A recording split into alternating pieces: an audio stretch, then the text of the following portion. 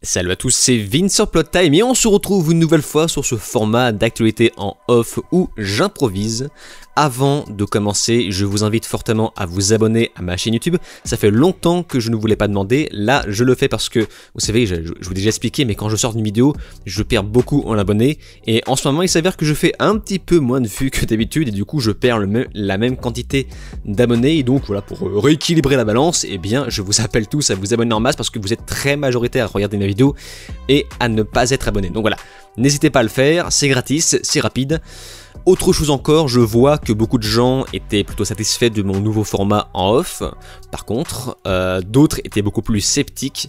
Mais je tiens à préciser que ce n'est pas parce que je propose ce format sans mon visage que ça sera comme ça dans toutes mes vidéos, hein, et que les autres vidéos travaillées n'existeront plus. Bien le contraire. C'est censé me donner un peu plus de temps pour mes vidéos travaillées. C'est juste histoire de vous proposer du contenu bonus rapidement, à chaud. Donc en gros, soit je vous propose ça, soit vous n'avez rien. Voilà, c'est aussi simple que ça.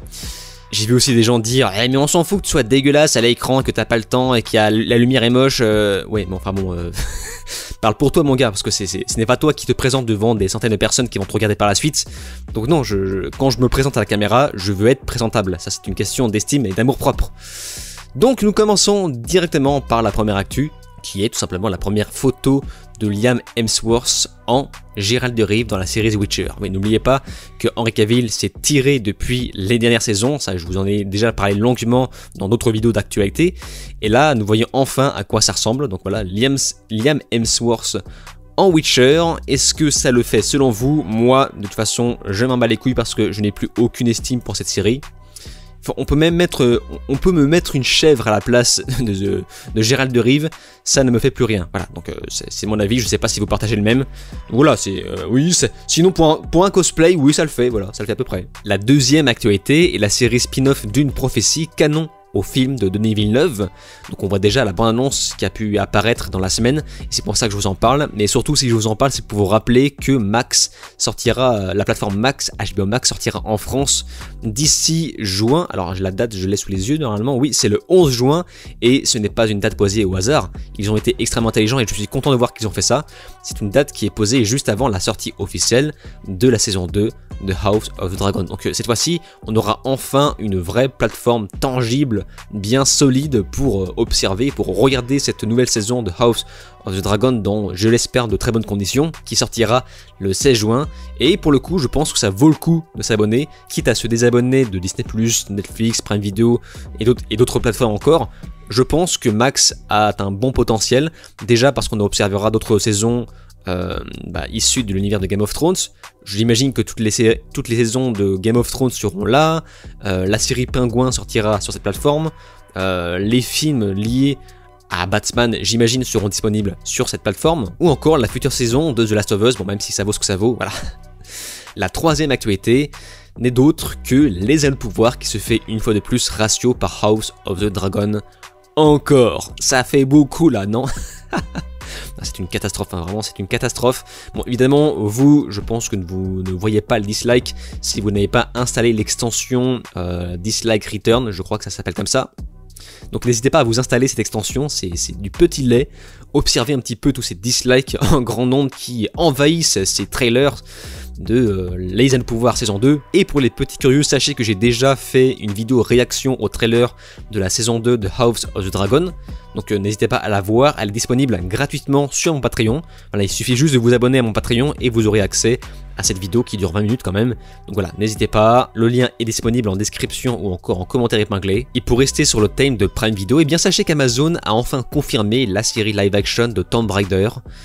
Bon, alors, fut un temps, j'aurais chié sur le projet gratuitement, mais vu la petite surprise qu'a été la série Fallout, je me demande juste qu'à voir qui sera le showrunner derrière le projet. Franchement, très curieux. J'espère juste quelque chose qui relève un peu plus le niveau à côté du film Tomb Raider 2018, qui était quand même pas terrible. Je me souviens avoir fait une vidéo il y a longtemps, bon, vidéo qui a un peu vieilli certes, mais mon avis reste le même malgré tout. Et avant de passer à la plus grosse actu de ces vidéos, j'aimerais faire un petit chapitrage des news de la semaine, des petites news que j'ai sélectionnées, auxquelles je n'avais pas grand chose à dire, mais que j'ai quand même envie d'annoncer dans ma vidéo. Donc Mr. et Mrs. Smith est renouvelé pour une saison 2. Voilà. Vous connaissez déjà mon avis sur la série, sachez que je suis le seul à ne pas avoir apprécié cette série. Donc voilà, je vous invite à vous faire votre propre avis. Pour moi, c'est un non pour cette saison 2, voilà. The Boys, déjà renouvelé pour une 5e saison alors que la 4e n'est pas encore sortie. Shogun, saison 2 et 3, est officiellement en préparation. Pour notre plus grand bonheur, même si j'ai un petit peu peur parce que, rappelez-vous, il me semble que la saison 1 a adapté le livre dans son entièreté, et je ne sais pas qu'est-ce qu'ils vont raconter dans la saison 2 et 3.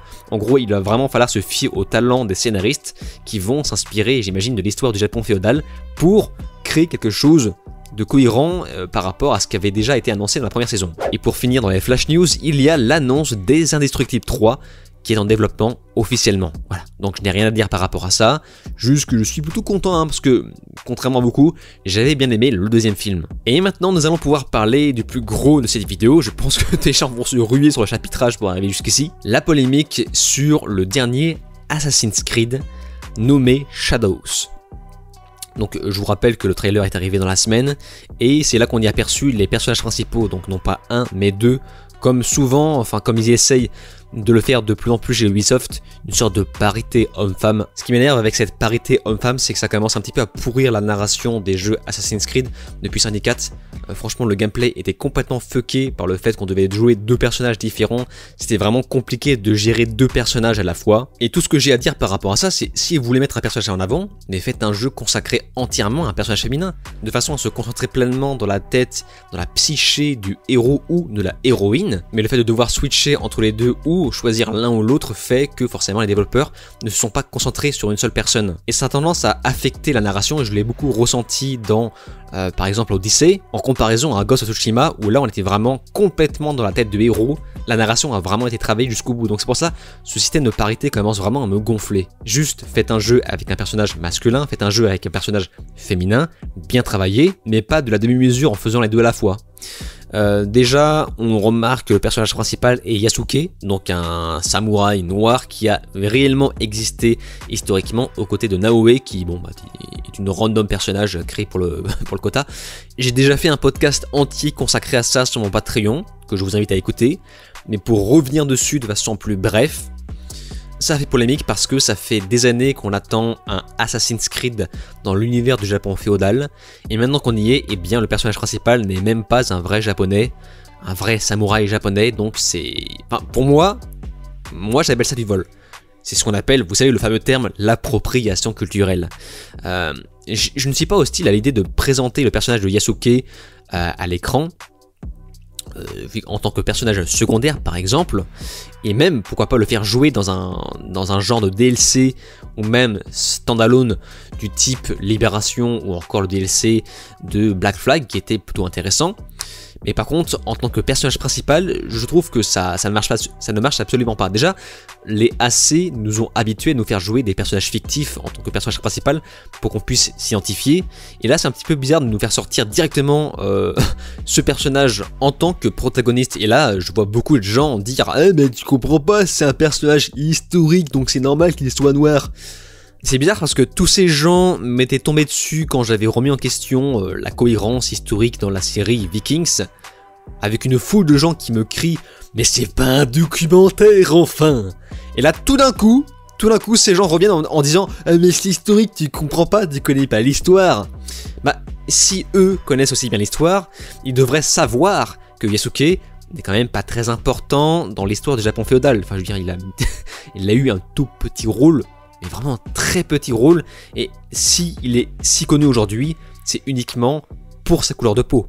Ce n'est rien d'autre. Donc nous le faire jouer en tant que personnage principal d'un AC officiel, c'est juste de la provocation. Voilà, c'est juste histoire de... Enfin, c'est le fait d'avouer ouvertement le fait qu'il voulait absolument un peu plus de diversité dans cet univers.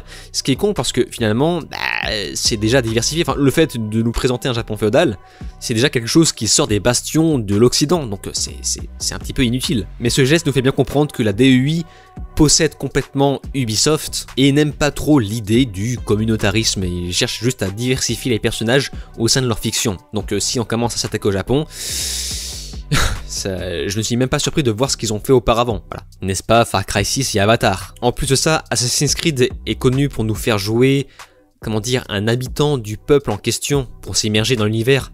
C'est tellement bizarre, surtout que Yasuke est censé mesurer 1m90, aux côtés des Japonais qui sont beaucoup plus petits.